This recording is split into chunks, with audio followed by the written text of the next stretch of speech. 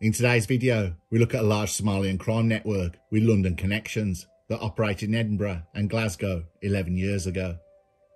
We take a look how one of the groups set up a rival crew and in a series for tit-for-tat attacks was murdered by his old friends, the original associates he used to work with.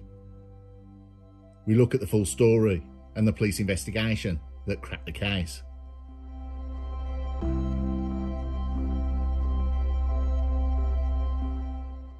We go to the criminal underworld of Glasgow 2013.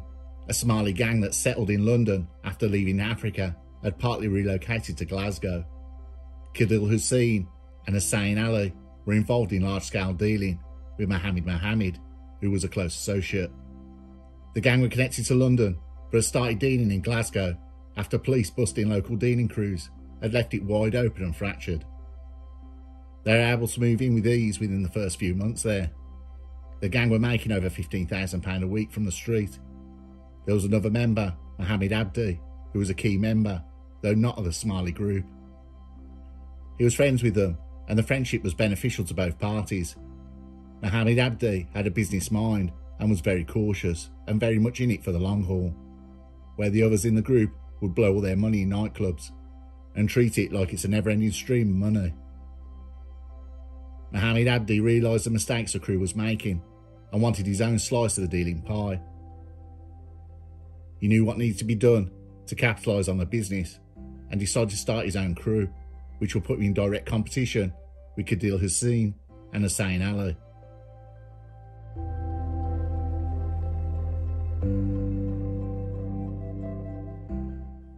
Over the coming months, Mohammed Abdi had established himself and his crew, and they were very successful.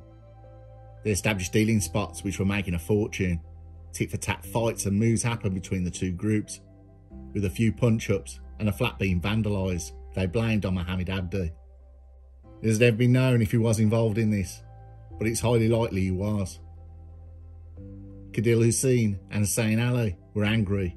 This was their friend who set up against them. There is a saying that old friends make the worst enemies. Kadil Hussein and Hussein Ali now thought it was time to end their friend and take over his spots. A friend of Hussein and Ali sent a message to an associate of Mohammed Abdi, warning, the guns are coming out.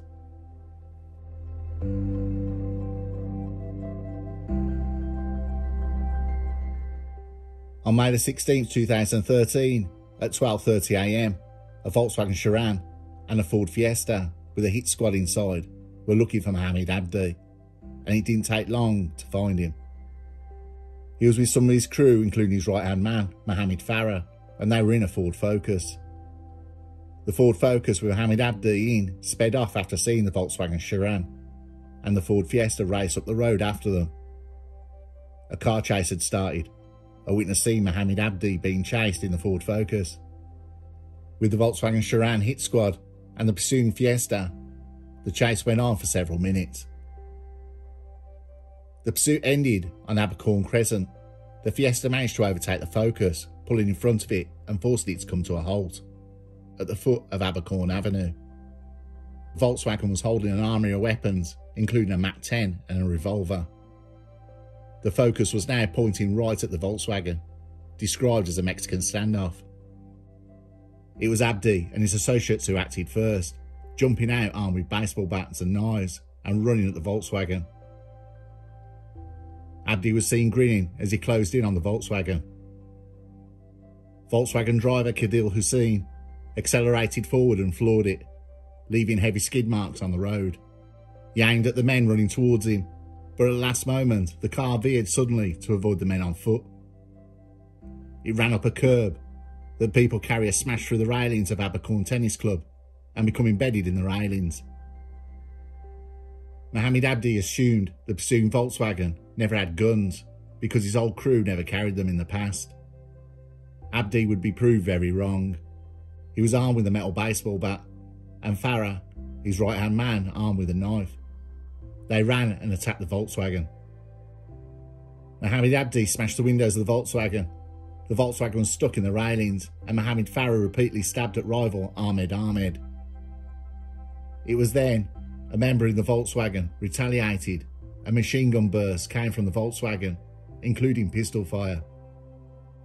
Mohammed Abdi was hit from the fire from the Mach 10 from inside the Volkswagen vehicle. 5 shots were fired, 3 hit Mohammed Abdi. He hit the ground and died of a chest wound. All the cars drove away from the scene.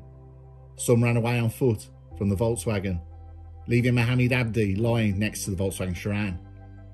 Police arrived at the scene at 1 a.m.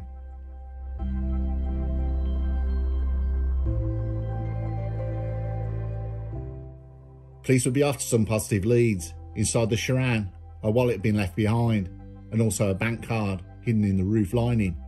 The name on both items was Mohammed Ahmed. The Mach 10 used was found in the bushes nearby. Mohammed was arrested close to the scene. The public response was immense, and with reported sightings, police had managed to locate the telephone GPSs used by the gang without physical phones. CCTV and police intelligence had identified the key members. Khadil Hussein hid in a shed before he fled to London, where he was arrested a few weeks later. Hussein Ali fled to Kenya when he found out police wanted to question him. Extradition papers were served and he surrendered to UK authorities. Mohammed Ahmed, the guy who left his wallet in the Volkswagen, fled to Somalia. It could not be determined who fired the shots, so all 3 were charged with murder.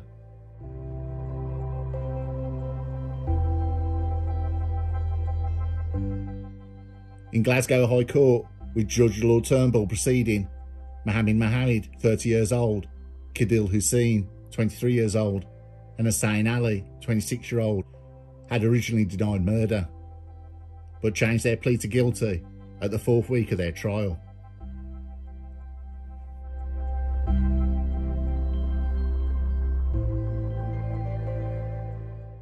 Judge Lord Turnbull spoke of the 3 of them leading a corrupt lifestyle, and you will all receive the same sentence. Mohammed, 30 years old, Khadil Hussein, 23 years old, and Hussein Ali, 26-year-old, were all sentenced to 25 years imprisonment. Mohammed Ahmed, the guy who left his wallet in the Volkswagen, was arrested and brought back to face trial 3 months after the other 3 were imprisoned. He was also sentenced to 25 years for murder.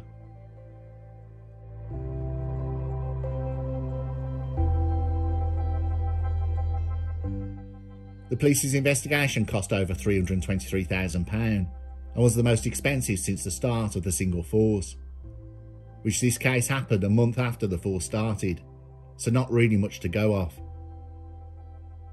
Police Scotland was established on the 1st of April 2013 and is responsible for policing across the whole of Scotland. That's a staggering 28,168 square miles. Even though this case was 11 years ago, we've seen the rapid growth of criminal gangs, and we've seen the tit-for-tat violence, the fighting over patches, and innocent civilian lives are taken when they walk on the wrong patch. As long as people are buying, people will be selling, and with big money to make, there's no end in sight.